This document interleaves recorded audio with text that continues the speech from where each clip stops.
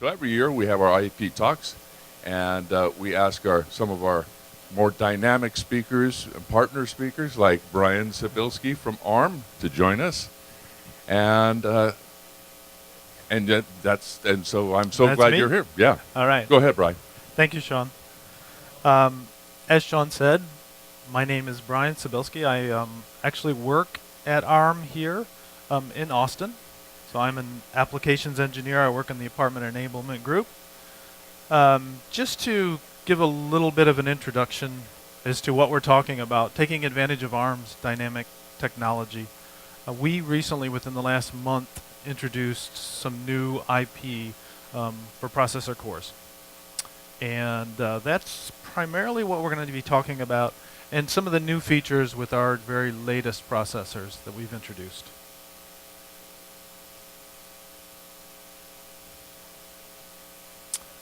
Okay, so here's the agenda that we're going to go through. We'll overall kind of umbrella this talk with the idea that we need to take advantage of our new ARM dynamic technology. And with that, we're going to go through it in this order. We're going to talk a little bit about some historical differences with our previous processor cores. And if you're familiar with ARM, we are kind of the world's preeminent IP supplier for ARM processors, or for cores. We supply, just in case somebody's not familiar with ARM, we supply 3 series of cores. We supply Cortex-A cores, Cortex-R cores for real-time operation, Cortex-M cores that are more microcontroller-like. But what we're talking about here is the Cortex-A cores. So these are application cores. So the way we'll go through this is we'll talk a little bit about historical differences and what's new in this latest IP we've introduced. Then we'll talk about dynamic big-little technology. So if you're familiar at all with ARM, you would have heard of the term big-little. But if not, I'll introduce it very briefly. Then we'll dive into a little bit of microprocessor architecture in these new cores. And we'll talk about something called the dynamic shared unit, which is part of these new ARM cores. Then we'll introduce the cores themselves. And we'll have a few quick slides on those cores and the new features. And then we'll finish up taking a quick look at dynamic systems. So let's jump into it. As far as history is concerned, as far as ARM supplying MP or multi-processor cores, we started in 2006 with our first MP core. And so what you're seeing, just to explain the diagram a bit, those squares, those blue squares, represent cores in your system. So in 2006, we introduced the ARM11 MP core.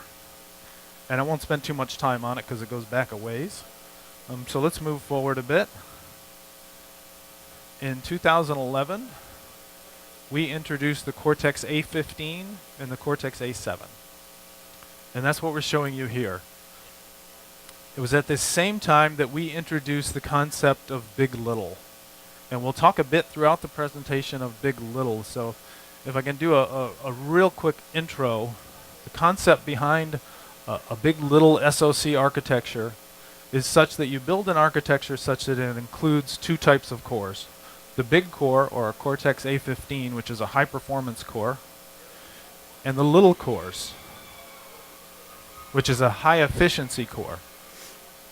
And so the general idea behind the architecture is that when necessary, when you have high performance needs, you can power on the large cores and operate there. But under normal operating conditions, generally when you're not doing anything that's terribly compute intensive, you can live off the little cores and use a lot less power. So in general, that's the idea behind big-little, and we'll talk more about it as we go along. So this is where we were in 2011, and one thing I want to point out is because we'll see it in the next diagram at the right, is that big-little in this time frame used what we refer to as 2 ARM clusters. So each of these blue lines represent a cluster. So here you have 4 cores, up to 4 cores in a cluster. They each have their own L1 caches, and then we have a shared L2 cache. And then the little is the same architecture. So what we're going to see a little bit of a difference here. So we're going to jump to what we've just introduced in the last month. And so over at the far right, we have what we refer to as an ARM dynamic cluster, which includes two of our newest cores. So just introduced from ARM is the Cortex A75 and the Cortex A55. Now, one thing right off the bat that you'll just see in the diagrams is you notice there's only one blue light line around it.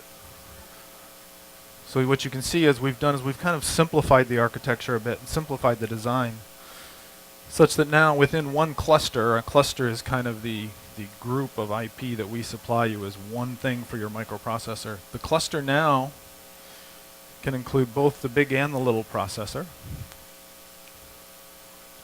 Each of those processors, each of those cores within the processor will have, it's not labeled, but that's meant to be dedicated L2 cache.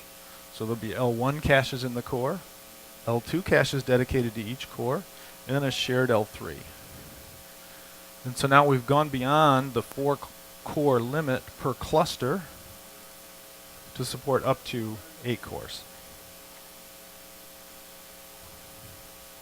And so this is what we'll talk about. We'll just review parts of this design for the next few slides, and we'll talk about what we've done new for this cluster architecture coming up.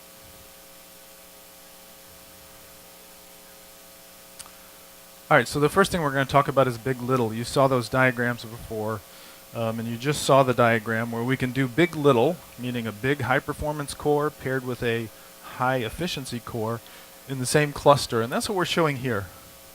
Over here, if you look at these diagrams, these are simplified diagrams that show the big little architecture.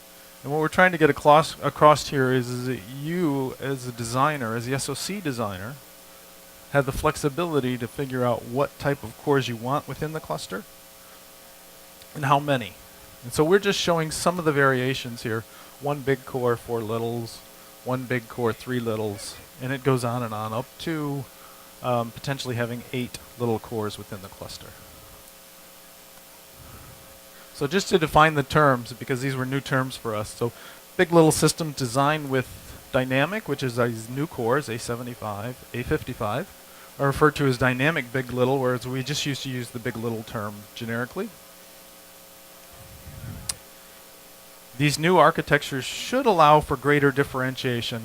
As a SoC designer, you have the flexibility to pick out not only how many big or little cores you use in your system, but there are lots of other configurable items that we'll talk about coming up, which should allow for greater differentiation in the market.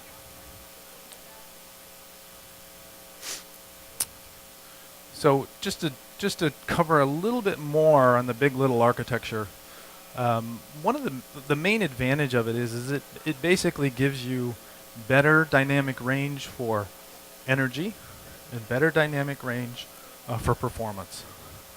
And so what we're saying there is that if you just use a single core type, say a little or something in the middle or a big core, you would generally have an envelope of performance that looks like this, and you would generally have your energy envelope that looks something like this. With big little in the architecture, you have the ability to power all these on and off as needed. So what happens is we take your performance and we just open up the envelope. You know, rather than picking one core, you have 2 core types. One highly efficient, one for very high performance. And the same thing goes for energy usage as well.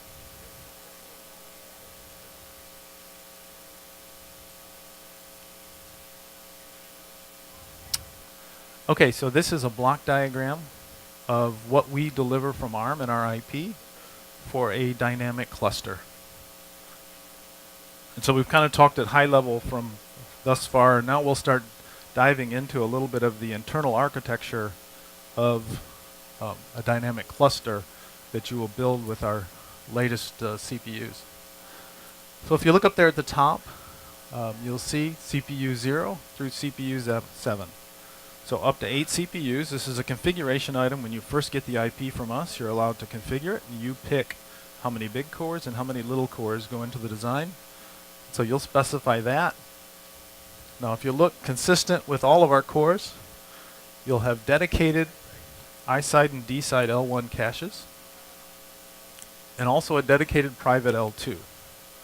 So this is somewhat new for us. The prior architecture from us would have had dedicated L1s and a shared L2 down here. So what you'll see now is a shared L3. So we've increased the amount of cache within the cluster. All right, so this is probably the slide we'll spend the most time on and with the most details. As we go around the circle here, you can see that your cores within this cluster architecture, within the dynamic cluster architecture right now, can be a Cortex A75, which is the big core, a Cortex A55. You can have up to 4 big cores, maximum, up to 8 little cores, with a total of 8 cores in general.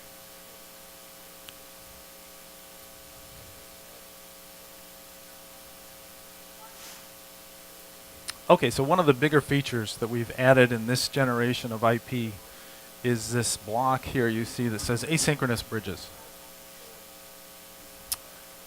And what we could have done is we could have put a line through here, because there's an asynchronous bridge for every core in the cluster. So what does that mean for us?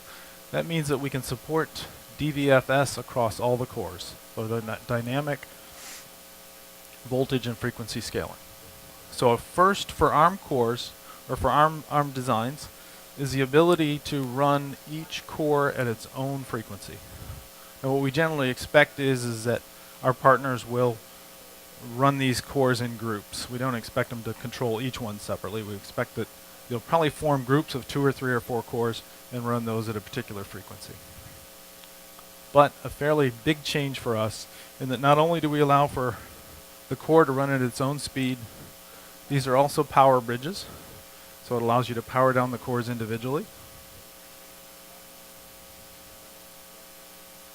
And just to note, these are pretty high bandwidth bridges because, as you might expect, all the communications from each of the cores ends up coming over those bridges to the dynamic shared unit, which we're going to talk about shortly.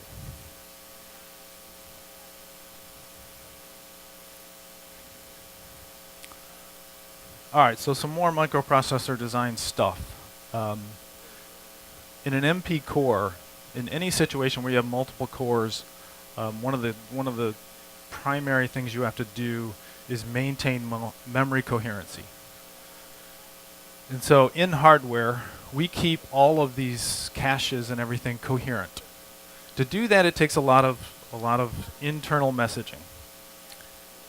And so this snoop filter helps us with that internal messaging, and that's what that's for. This snoop filter basically keeps track of what is in every cache in the system, and it tells us who we need to get certain data from. So it limits the amount of traffic, leaving more bandwidth for your designs to run software, do loads, do stores, retrieve instructions.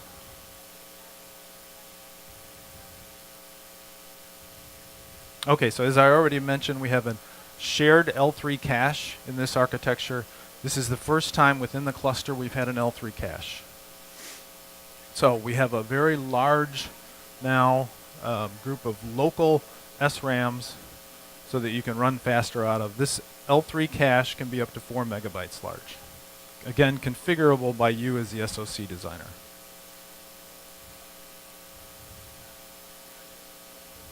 All right, so continuing around the dynamic shared unit, next topic is our bus interfaces. So this is the interface out to the main system. Again, very scalable, very flexible. We have 2 choices. Within ARM technology, you have 2 choices for your external bus, one called ACE, one called CHI. If you've worked with ARM, you probably would have run into those. But it's probably just enough to say that ACE is a little bit more of a mobile-oriented bus. CHI is a little bit more of an enterprise-level bus. Within the DSU, the dynamic shared unit, you have the ability of scaling the size of that interface. So you can widen the interface up to 256 bits if you need it, or if you don't necessarily need the bandwidth, you have a choice of a 128-bit wide interface.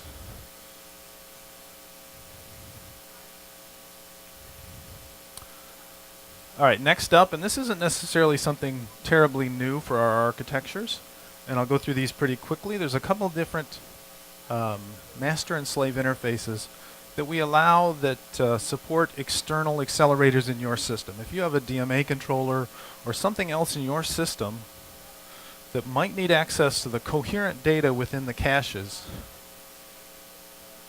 then this is where you could potentially hook them up.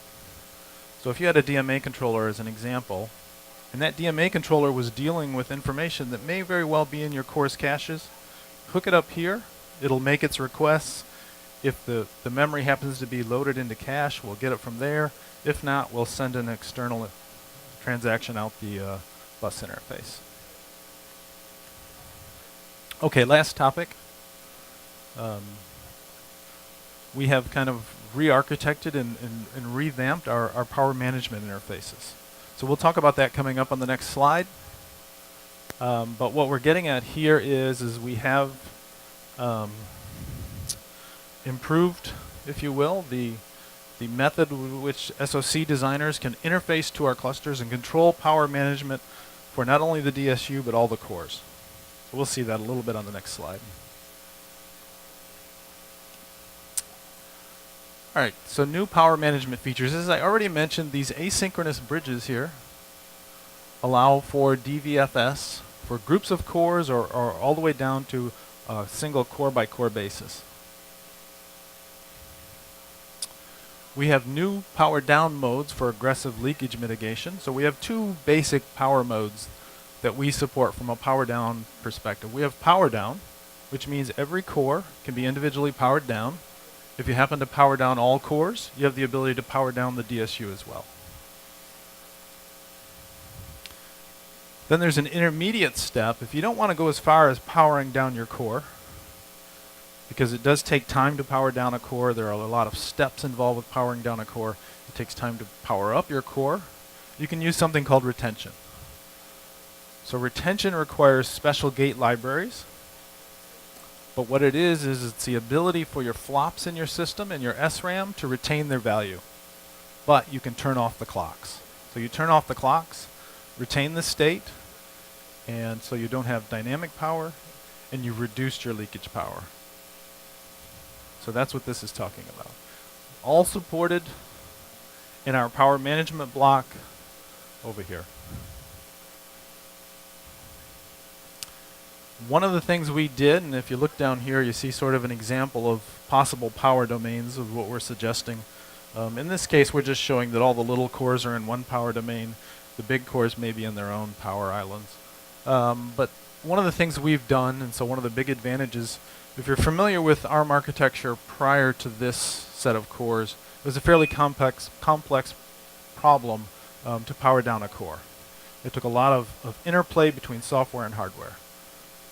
We have basically taken most of that over and moved it to hardware. So we've simplified software's role, and in turn, we've made the power down more consistent. If you see over here, there's a bullet, I think it says.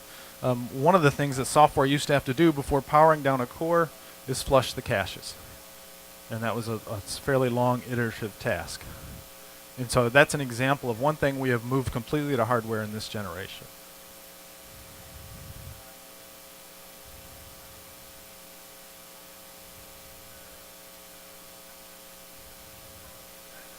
Okay, so just a few slides that detail some of the new features of the cores themselves.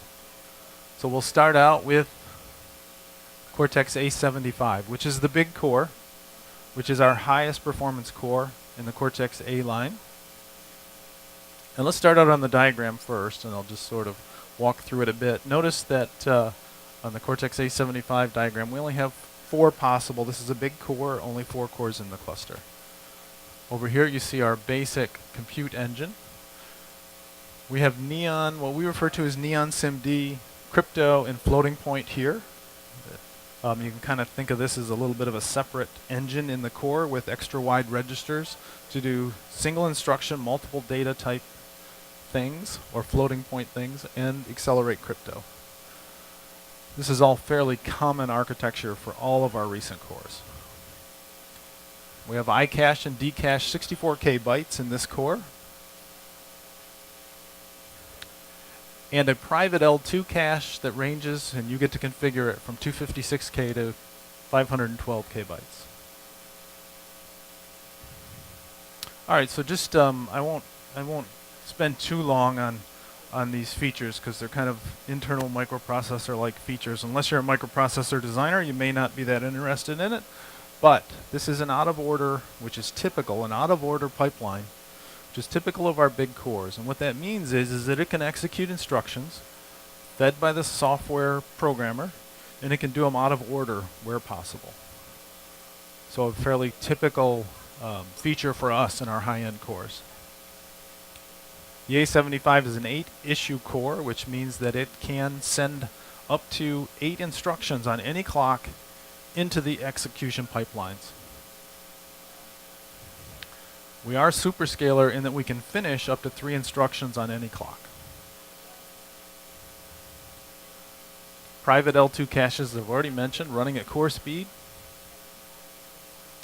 And then we're just going to highlight a few architectural features. We do the same thing in the next slide. What we have recently introduced are some new instructions. So dot product and half precision floating point, particularly intended to accelerate artificial intelligence and machine learning. That's available in both the Cortex A75 and A55. And we have some other sort of storage class instructions. This is a cache maintenance instruction we're talking about. It's called clean to persistence. What that tells the system is I want to clean something out of my cache, and I want to send it off to persistent memory. So maybe a large cache drive, or a flash drive, sorry. So this is our highest performance core in 2017. And typically what we will do is compare them to their predecessors. So 22% higher performance over the Cortex A73, which was the predecessor to this core, on spec in 2006. And 48% higher performance over Cortex A73 on the Octane benchmark.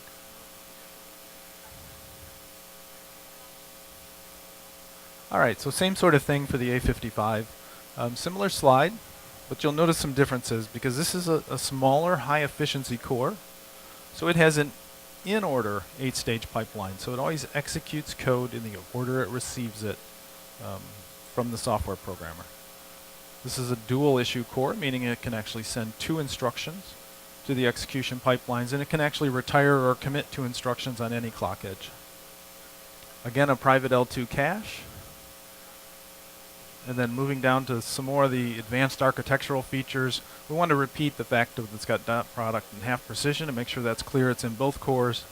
And then some more features that are in both cores. We have a new type of atomic instruction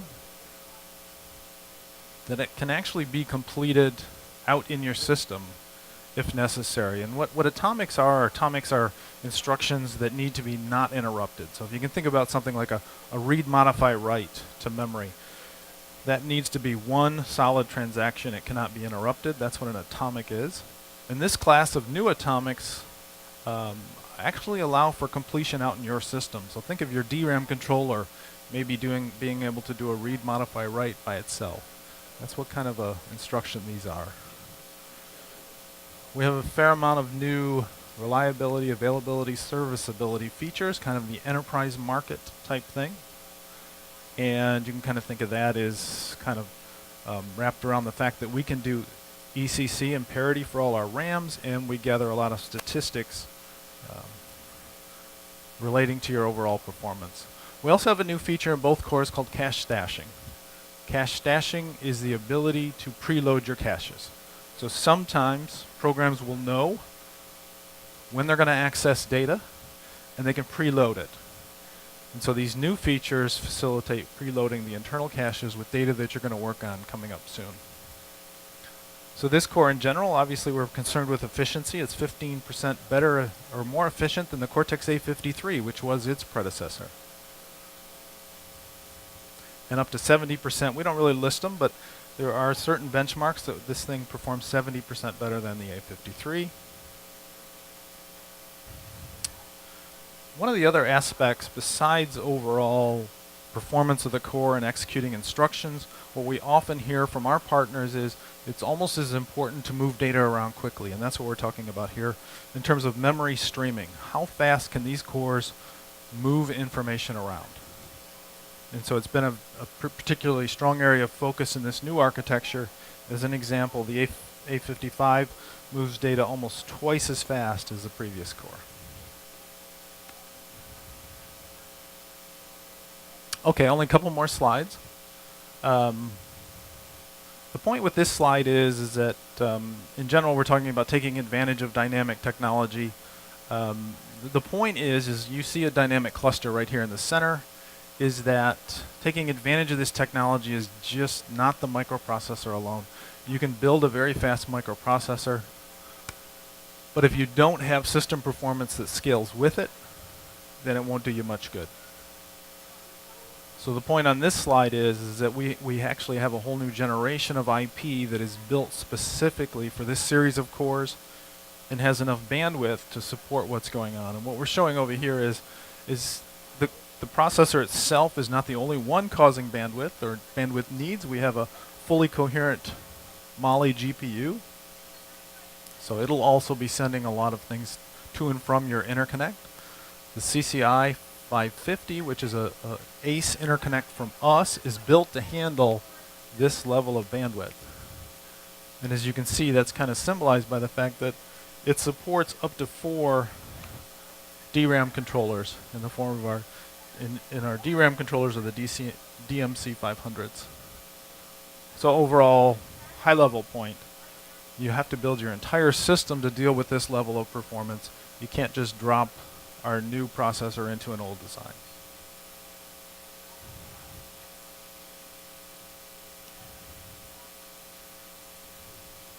Okay, so just recapping what we just talked about. Trying to make sure we get the message across of how do you take advantage. Probably our first suggestion is to make sure you use a big CPU in your design. So what we generally see is that you get much improved user experience if you have available to you the performance of a big CPU and not just the little CPUs. You'll do things faster, such as run games, open web browsers, run very graphic intensive web pages. So a big CPU, generally what we hear and what we see is that really improves your user experience.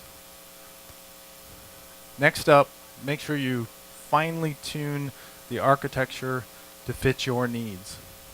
Decide very carefully how many cores you need, up to 8 within a single cluster, how many big and how many little cores.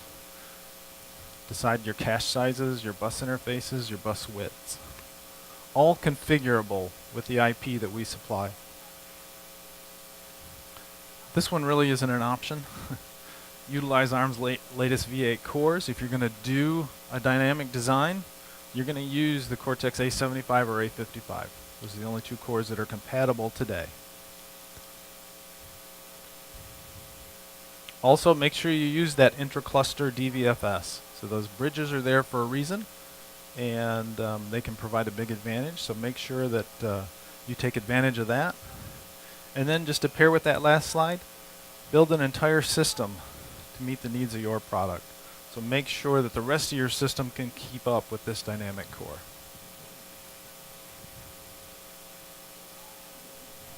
Okay, so last slide. Thank you for attending. Thanks for those of you who watched through the entire thing. One thing I do want to say is I come from the team in ARM that goes out and offers training. We offer anywhere from 1-hour live webinars to 3-day training, and I typically go out and do the 3-day training. So imagine what you just saw expanded to 3 days. And if you want to find out more about that, you can go to developer.arm.com/support/training. Also, make sure you explore ARM IP here at ChipEstimate. One more thing, there's a ARM booth just over there. So if you have further questions, we have experts over there who will answer your questions. And go ahead and use ARM IP to plan your next chip. Thank you so much, Brian. Any questions for Brian? Yes, right here. So you mentioned about the bandwidth and the latency. Do you have the minimums and maximums for those? Of bandwidth and latency? We do in general supply that information to partners and suppliers, and so you can ask if you happen to be a user of our cores or a licensee, you can certainly request, and we'll give you maximum bandwidth. But I will say this, it's incredibly application dependent, how many cores are in your system, what kind of bus interfaces, what your clocks are. So I won't be able to give you an exact number today is the answer. But if you want to explore it more, you can either drop by our booth, or I work in ARM support, and if you're a licensee of our cores, you're more than welcome to talk to us, and we'll give you more detailed information.